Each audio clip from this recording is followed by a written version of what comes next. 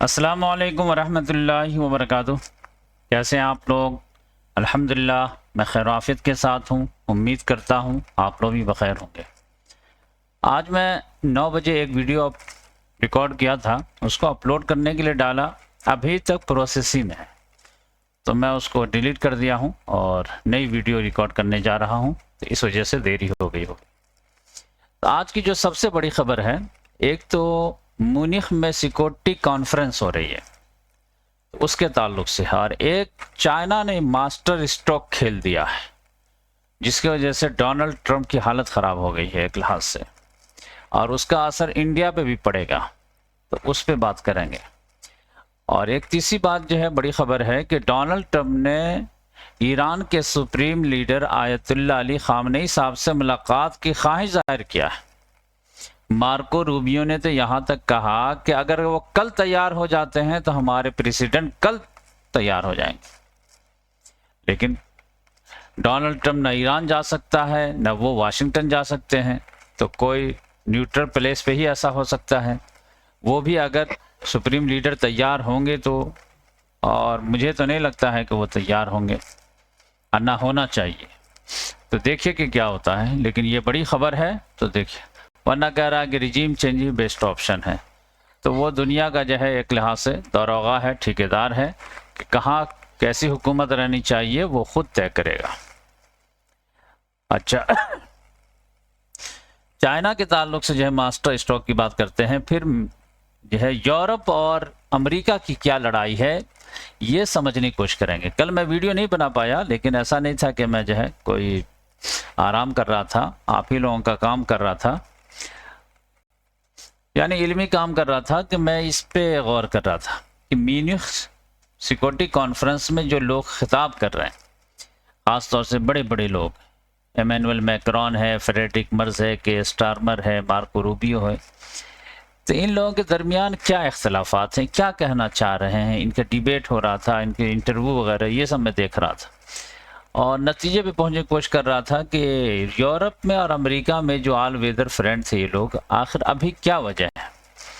एक ठीक है, एमेनुअल मैक्रोन का, फ्रांस का हमेशा से जो है रहता है, लेकिन अभी तो अमेरिका की तरफ से ये है, तो वो मैं एक नतीजे पे पहुंचा हूं, मैं इंशाल्लाह लास्ट में बताऊंगा।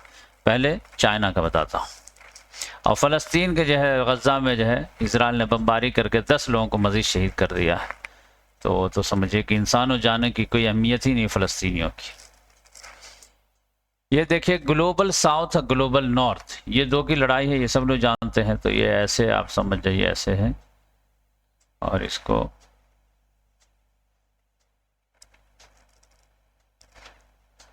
और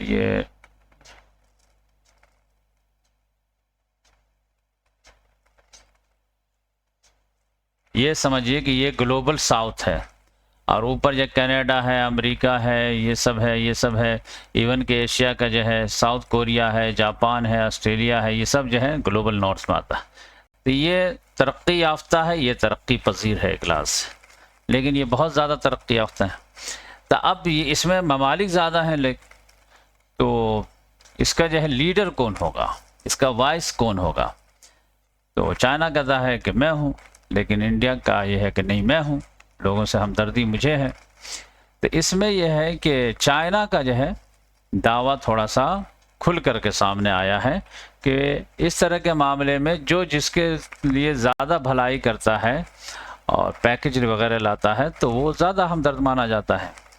इंडिया का मामला ये हो गया है कि फ़लस्तीन वाले मामले में इंडिया ने इजराइल का साथ दिया है, जो ग्लोबल नॉर्थ का जो है ताल्लुक़ है, फ़लस्तीनियों के हक़ में कोई आवाज़ ही नहीं आ पाई।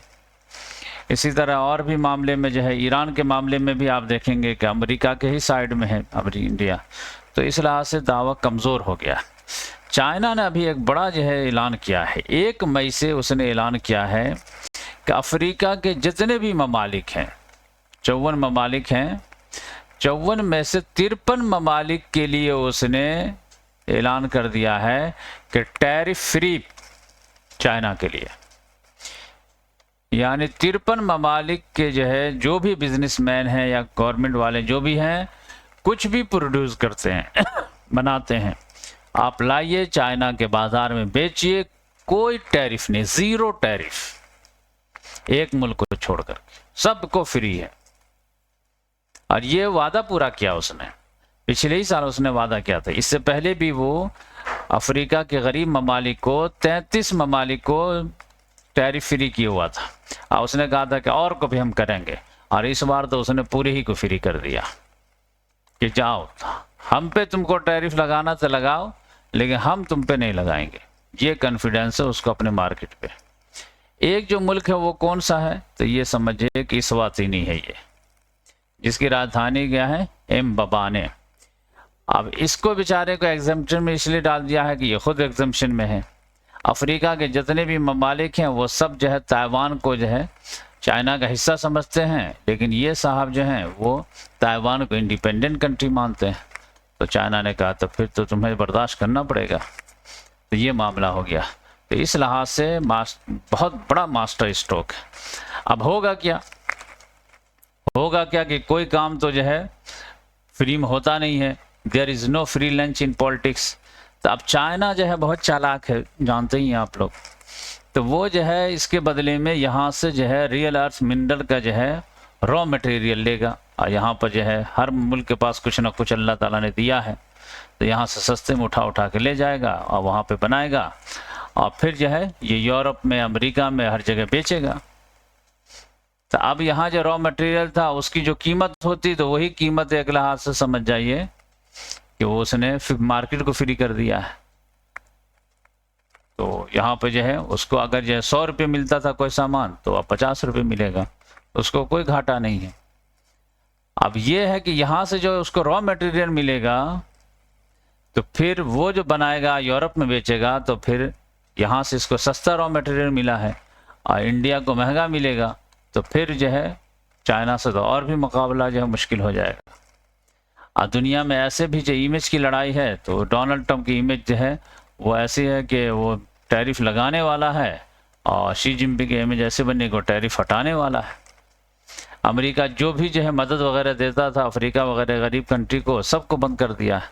और चाइना जो है धड़ाधड़ जो है बेल्ट एंड रोड के नाम पे जो है वो लोन पे लोन दिए जा रहा है, मार्केट भी ओपन कर दिया है। तो यहाँ पर ये समझ जाइए कि अफ्रीका में ये जो इथोपिया है, यहीं पे जो अफ्रीकन यूनियन के जो है हेडक्वार्टर है, तो इन लोगों की समिट हो रही है, तो उसी में जो है उसने ऐलान किया है। शी जिनपिंग ने किया हुआ था, लेकिन ऐलान किया है। तो इसका असर बहुत आएगा। अब मैं इस सवाल की तरफ जाता हूं कि यूनाइटेड स्टेट्स ऑफ अमेरिका और यूके यूरोपियन यूनियन में क्या लड़ाई। तो कल जो है मार्को रूबियो ने तकरीर किया, तो बहुत कूल डाउन करने की कोशिश किया, बहुत, क्योंकि पिछले साल जेडी वेंस बहुत सख्त सुस्त कह के चला गया था, तकरीबन सब रोने लगे थे, लिटरली रोने लगे थे। कल उन लोगों को थोड़ी सी जो है जान में जान आए। लेकिन इस साल भर में जो है गंगा में बहुत पानी बह गया है, खासतौर से ग्रीनलैंड वगैरह को लेकर के, यूक्रेन को लेकर के, तो उस पर मरहम रखने की कुछ ना कुछ कोशिश किया मार्को रूबियो ने। और उसने कहा कि देखिए हम लोगों के आपस में कोई लड़ाई नहीं है, और हम लोगों को जो है इत्तेहाद ही में जो है ताकत है, ये है वो है फलां टिका। और उसने कहा कि हम लोग ठीक है अमेरिका में है, वेस्टर्न हेमिस्फीयर में है, लेकिन बच्चे तो आप ही के हैं, तो हम लोग को कौन डिवाइड कर सकता है, तो हम लोग तो एक ही हैं। ये सारी चीज़ें जो है कहाँ के जो कल्चर है, ये है वो है, सब यूरोप ही से निकला है, इसमें क्या बात है। हमारे और यूरोप में कोई लड़ाई नहीं। लेकिन लड़ाई है क्या, बिना जो है आग के तो धुआं नहीं होता है, तो है तो ये जो मैं बहुत ही बारीकी से और ठंडे दिमाग से मैं हर एक की स्पीच सुनने की कोशिश किया, फ्रेडरिक मर्स के भी और इमैनुअल मैक्रोन के भी, मार्को रूबियो के भी, के स्टारमर के भी, फिर इन लोगों की इंटरव्यू वगैरह चल रहे थे, ये सारी चीज़ें। तो मैं जिस नतीजे पहुंचा हूं मैं शेयर कर देता हूं, हो सकता है आप लोग इससे डिफर करें। देखिए यहाँ पर ये जो स्पीच से जो निकल के बात आई वो ये कि यूरोप का कहना ये था कि अमेरिका सुपर पावर है, नो डाउट, इसमें कोई शक नहीं है, लेकिन उसके सुपर पावर होने में हम लोगों का भी योगदान है। हम लोग उसके दोस्त हैं, लाए हैं, एक टीम है वेस्टर्न कल्चर वाले, वाइट सुप्रीमेसी वाले, तो जिसके वजह से मिला जुला करके जो है हम लोगों की एक इमेज है, और उसमें समझ जाइए कि लीडरशिप अमेरिका की है। तो ऐसा नहीं कि हम लोगों की कोई अहमियत ही नहीं है। और अमेरिका का कहना यह है, डोनाल्ड ट्रंप का खास तौर से, कि नहीं मैं सुपर पावर हूं तुम्हारे बदौलत बगैर भी। ये लोग कह रहे हैं नहीं आप सुपर पावर हैं लेकिन उसमें हम लोगों का भी कंट्रीब्यूशन है। ये असल में तो डोनाल्ड ट्रंप जो इन लोगों को औकात दिखा रहा है कि तुम्हारे बगैर भी मैं सुपर पावर। ये लोग कह रहे हैं नहीं। अब इमैनुअल मैक्रोन इन लोगों को समझाता है कि देखो ये सब चक्कर में जाने दो, हम लोग खुद सुपर पावर थे 400-500 साल से, तो क्या ये रशिया से डरना, क्या चाइना से डरना, क्या अमेरिका से डरना? अपने पाँव पे खड़े हो और हम लोग अपनी तारीख को याद करो, अपनी खुद ही पहचान। वो गाफिल यूरोपियन, लेकिन लोग कहते नहीं ऐसी कोई बात नहीं है, वो ठीक है, बस वो इज्जत नहीं दे रहा है, इसकी वजह से हम लोग को थोड़ा चिढ़ है। तो ये समझिए कि लड़ाई की जो 20 गांठ है वो यही है कि ये इतना ज़्यादा प्राउड हो गया है डोनाल्ड ट्रंप कि वो साबित करना चाहता है कि हम सुपर पावर हैं और अपने बदौलत हैं। तुम साथ हो तो और ठीक है, लेकिन तुम नहीं हो तब भी हम हैं। ये लोग कहते नहीं आप गलती कर रहे हैं, आप समझ नहीं पा रहे हैं, हम लोग साथ हैं, जिसके वजह से आपके जो है ताकत में 4 चांद लग जाता है। अगर हम लोगों को धुतकारेंगे और फिर हम लोग रूठ जाएंगे तो फिर आप सुपर पावर रहेंगे या नहीं रहेंगे ये कोई नहीं जानता है, तो उस वक्त आप पछताएंगे। तो इस लिहाज से थोड़ा सा संजीदगी से मुजाहरा कीजिए।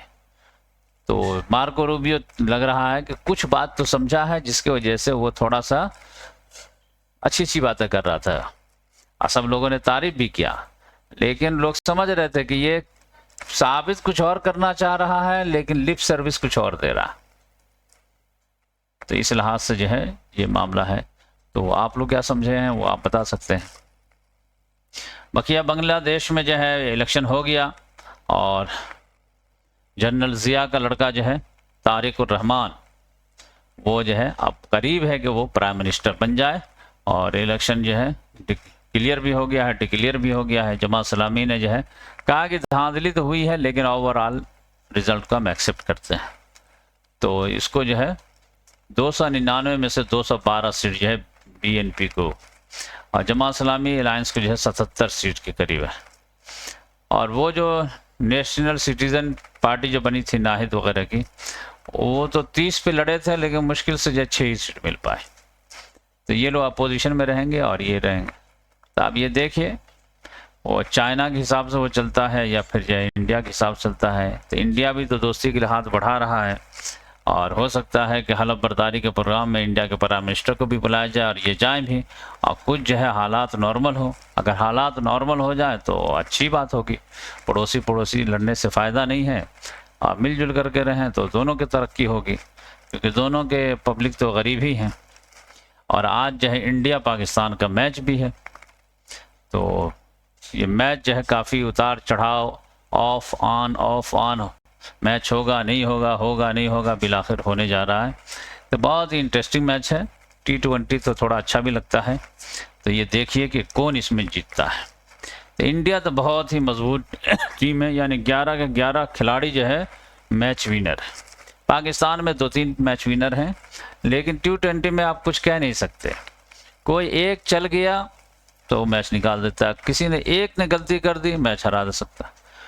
तो इंडिया में तो सभी है, बाकी पाकिस्तान में जो है मैच विनर आप साइम अयूब को मान सकते हैं। अगर वो चल गया तो फिर चल गया, और असल जो खेल रहेगा वो स्पिनर का रहेगा। तो पाकिस्तान से अबरार अहमद, ख़ास तौर से उस्मान तारिक, वो जो पॉज लेके फेंकता है वो जो है मतलब आसाब पे सवार हो गया है। तो अगर वो चल गया तो फिर तो समझे कि बहुत कांटे की टक्कर हो जाएगी, और अगर उसको भी पिटाई कर दिया तो फिर मैच आराम से इंडिया निकाल ले जाएगा। तो देखिए कि क्या होता है। तो उस्मान तारिक की वजह से पाकिस्तान का पल्ला भारी लग रहा मुझे। बाकी इधर भी एक पर एक हार्ड हीटर वगैरह हैं, तो मैच तो बड़ा दिलचस्प होगा मुझे ऐसा लग रहा, क्योंकि स्पिनर का दौर दौरा होगा। इधर से भी 3 स्पिनर हैं इंडिया से भी, और एक पर एक है, और उधर से भी जो है स्पिनर है, लेकिन वही उस्मान तारिक पे और जो है साइम अयूब पे जो है पूरा दारोमदार है, और साहिबजादा फरहान पे भी। तो देखिए, तो मैं मैच देखता हूँ इस तरह के जो बहुत ही ज़्यादा जो दिलचस्प होता है।